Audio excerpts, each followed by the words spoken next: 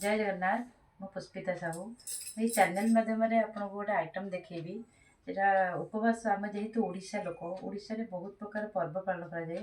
से केते गुडी पर्व अच्छी जैसे एकादशी सावित्री बाली तृतीया एगुड़ाक आम केवल फलमूल खाई रही था। किसी लोग सागु भी खाती। से सागु उपर मु गोटे आइटम देखेबी। सागु रे तो बहुत प्रकार आइटम अच्छी। सागु कदली नड़िया आउ सागु क्षीर एमती सागु रांधिकी भी खाती। किंतु मोटा आपन को आ गोटे नुआ आइटम देखेबी जोटा कि आम डायबिटीज पेसेंट भी खाईपर समस्ते भी खाईपर। ता खाइले भी पेट ठंडा रहो। विशेषकर खरा दिन यहाँ खाइले बहुत भल लगे। तेणुक से सागुर पखाड़ा को आपको देखेबी कौन कौन दरकार आइटम गुड़ाक मुझे आनी देखो। ये है सागु। सागु दुई तीन प्रकार बजार मिलूँ। आपड़ देखिए जो सागुटा भल भाव बतुर थो। मुझे सागुटा आनी राति बतुरे देती। ये सागुटा बतुरिक रखिदे। तापर सकाଳେ ଆପଣ ଏଇ ଶାଗୁ ପଖାଳ କଲା ବେଳେ ଆଗ ପ୍ରଥମେ କ'ଣ କ'ଣ ଦରକାର ମୁଁ ଆପଣଙ୍କୁ କହିଦେଉଛି। ଲୁଣ, କଞ୍ଚା ଲଙ୍କା, ଅଦା, ଆମ୍ବ କଷି ଅଦା କି ଜେନେରାଲ ଅଦା ହଉ ଆଗକୁ ଟିକେ କୋରେଇ ଦେବେ। ତାପରେ ହେଲା କାକୁଡ଼ି ବି ଟିକେ କୋରେଇ ଦେଲେ ଭଲ ଲାଗିବ। ତାପରେ ହେଲା ପୋଦିନା ପତ୍ର ଟିକେ କଟା ହେଇଛି, ଧନିଆ ପତ୍ର କଟା ଧନିଆ ପତ୍ର, ଲେମ୍ବୁ କିମ୍ବା କମଳା ବି ଆପଣ ପକାଇ ପାରିବେ। କମଳା ପକାଇଲେ ବହୁତ ଭଲ ବାସ୍ନା ହେବ।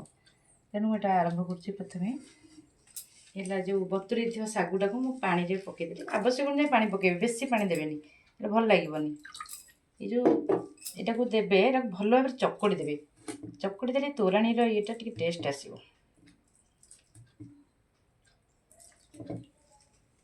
तापर लुण जी चाहिए लुण आप खाऊँ से लुण पकईदे। गुंड काकुड़ी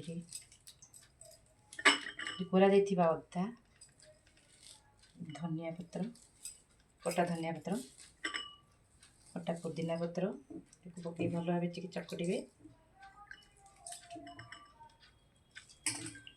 जो कंचा लंका जी भी जिते राग खाऊे आम भी बहुत राग करवानी। जहाँ को कम राग खाऊ से कम पकई पारे, से अधिक राग पकई पारे।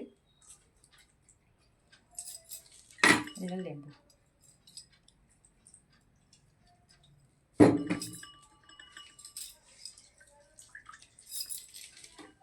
पकई भल भाव चकड़े। जिते चकड़े या टेस्ट से अधिक लगे।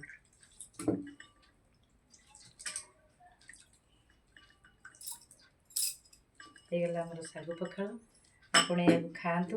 ଖାଇକି ଚାଖିକିରି ମୋତେ କମେଣ୍ଟ ମାଧ୍ୟମରେ ଜଣାଇବେ କେମିତି ଲାଗିଲା। ଯଦି ଭଲ ଲାଗିଲା ତାହେଲେ ମୋତେ କମେଣ୍ଟ ଆଉ ସେୟାର କରିବେ। ଜୟ ଜଗନ୍ନାଥ।